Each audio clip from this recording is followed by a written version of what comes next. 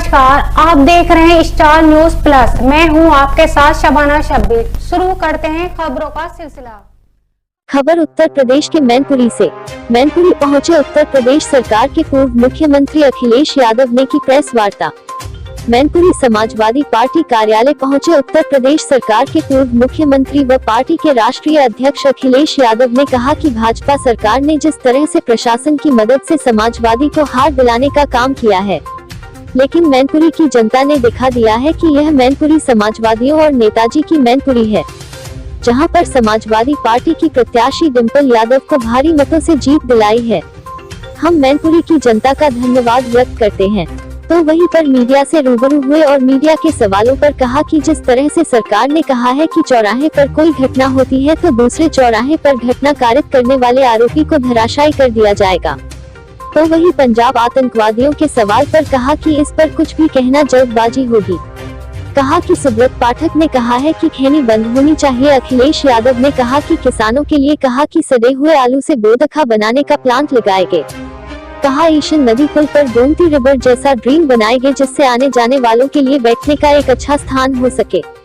मैनपुरी से जहीर खान की रिपोर्ट। नेताजी का काम याद रखा, उनका जो विकास का रास्ता था उसको याद रखा। नेताजी ने लगातार इस क्षेत्र की जनता जो सेवा की है, उसी का परिणाम आपको दिखाई दे रहा है कि कोई विधानसभा नहीं बची जिसमें समाजवादी पार्टी ने जीती हो। हालांकि टोटल परसेंटेज ऑफ वोट कम हुआ है, पीछे आ जाओ, टोटल वोट कम हुआ है, लेकिन उसके बावजूद भी अगर आप देखेंगे हर विधानसभा में पार्टी का वोट बढ़ा है। और भूगांव आलोक साकी के विधानसभा ने तो कमाल कर दिया कि जिस विधानसभा को हम और आप लोग ये मान के चल रहे थे कि हम लोग पीछे रह जाएंगे, लेकिन भूगांव की जनता ने का भी मैं आभार प्रकट करता हूं। अभी मैं बहुत सारे कार्यकर्ता नेताओं से मिलकर के आया हूँ, कार्रवाई भी कर रहे हैं। अब जश्न अलग अलग रूप से मनाया जाता है। अब हम लोग भी जश्न मना रहे हैं, लेकिन क्योंकि नेताजी का क्षेत्र नेताजी नहीं है, तो हम मिल बैठ करके जो कार्यकर्ता हैं उनसे परिचय और उनसे मुलाकात, उनको धन्यवाद दे रहे हैं। निकाय चुनाव को लेकर क्या तैयारी? बहुत जल्दी तैयारी है। वो चुनाव ऐसा है, घर घर का चुनाव, उसका अभी निर्णय जल्दी ले लेंगे। भैया, भाजपा यूनिफॉर्म सिविल कोड को लेकर लगातार प्रयास कर रही है, इसको लेकर सपा का क्या स्टैंड रहेगा? भारतीय जनता पार्टी जानबूझ करके वो मसले उठाती है जिससे समाज में दूरियां पैदा हो, खाई पैदा हो। इसीलिए मैंने आपसे कहा कि समाजवादी पार्टी सौहार्द की राजनीति, मेल जोल की राजनीति जो नेताजी ने सिखाई, और जिस तरीके से भाईचारे की राजनीति नेताजी से, उसी रास्ते पे चलेंगे। इस तरह के बिलों का कभी भी समर्थन समाजवादी पार्टी नहीं कर सकती है। इस बिल का पूरा विरोध समाजवादी पार्टी करती है। और बाद में हम अपनी पार्टी के लोगों से और बैठ करके बातचीत करेंगे और क्या सुझाव पार्टी की तरफ से आएंगे उनको भी रखेंगे। जीएसटी के छापे लगातार पड़ रहे हैं। लगता बीजेपी का खजाना कम हो गया है, इनके नेता कार्यकर्ताओं का भी खजाने की कमी पड़ गई है। इसीलिए हमारे व्यापारी भाइयों को परेशान कर रहे हैं। सबके कागज बना लेंगे और वो अगर खिलाफ वोट डालने जाएंगे तो उन्हें कागज से दिखा के डरा दिया जाएगा। ये नगर निकाय की चुनाव है और मैंने इसलिए बोला आपको ये बात, ये आप ध्यान रखिएगा। पूरे प्रदेश में हर जगह छापा मार रही है बीजेपी, इसलिए मार रही है कि हमारे व्यापारी भाई भी वोट इनके खिलाफ देने जा रहे हैं। उनके कागज रख लेंगे, उनके सब बना के रख लेंगे और कहेंगे अगर चुनाव हराया तो तुम पे कार्रवाई हो जाएगी।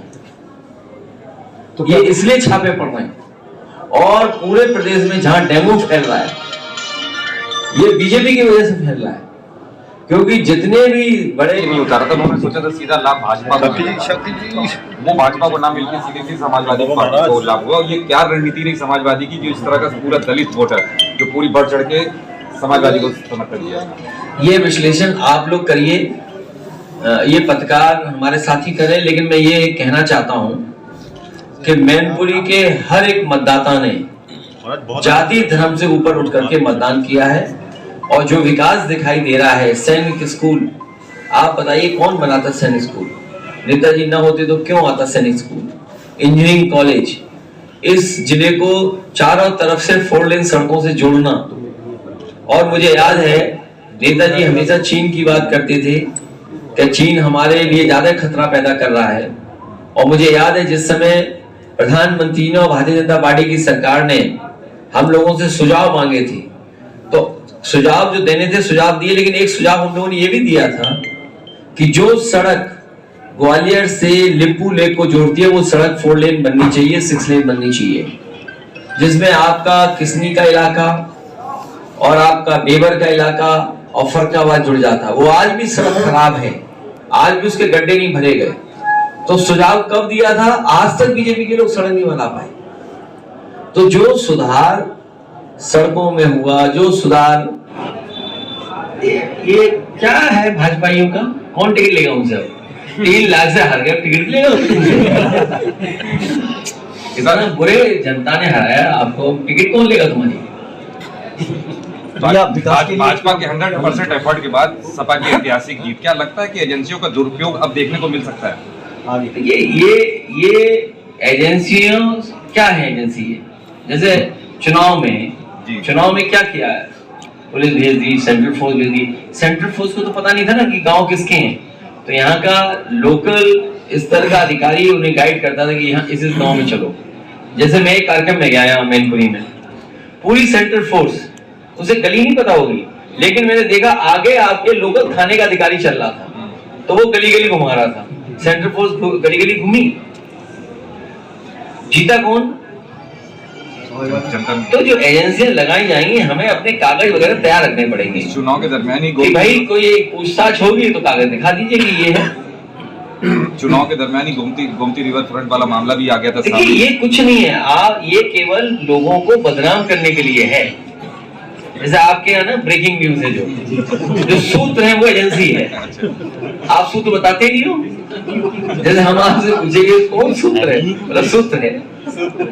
इसी तरह एजेंसियां हैं, इनका कोई मतलब नहीं है। कागज अगर चेक करेंगे हम लोग दिखाएंगे, और फिर कोर्ट में मामला है, कैबिनेट के डिसीजन है। अगर आप कैबिनेट का भी नहीं मानेंगे आप, तो फिर हर एक की जांच होगी। कैबिनेट आखिरकार क्यों है, विधानसभा क्यों है? जो समाजवादी पार्टी का रिवर फ्रंट का प्रोजेक्ट है वो कैबिनेट से पास है। और मैं आपसे कह रहा हूं, आज यहाँ बैठ करके सभी हमारे विधायक सांसद बैठे हुए हैं और आप पत्रकार साथी मैनपुरी के हो। वैसे मैनपुरी में लखनऊ के बराबर इस ईसन नदी पे हम लोग रिवर फ्रंट बनाएंगे जब हम लोगों को मौका मिलेगा। लखनऊ के बराबर। बीजेपी वालों को इससे कोई मतलब ही नहीं है कि परिवार के लोग कहीं घूमने जाएं। 2024 आपने अपने कार्यकाल में योगी जी की बताई थी फाइल आपने वापस कर दी थी, बस करो, उस समय क्या समय हमारे पास थोड़ी है। क्या लगता है क्या उसका मतलब वो नहीं करना था, आप करने देखिए राजनीति में परंपरा ये है कि किसी पॉलिटिकल लीडर को झूठा नहीं फंसाना चाहिए। जो अलग आजम साहब के साथ किया है पूरे देश की राजनीति में, इस तरह का किसी के साथ नहीं हुआ। आपके सब है, लेखपाल, तहसीलदार, एसडीएम, आप बताइए एसडीएम है, लेखपाल है, एसओ है, हमारा क्या नाम बनेगा? सरकार क्या नाम है? किसको भी अपराधी बना देंगे। आपके पत्रकार साथी आप लोग जानते होंगे, एक ने दाल में पानी दिखा दिया, वो जेल चला गया। नमक से रोटी गई, वो जेल चला गया। सच्ची खबरों पे लोग जेल गए।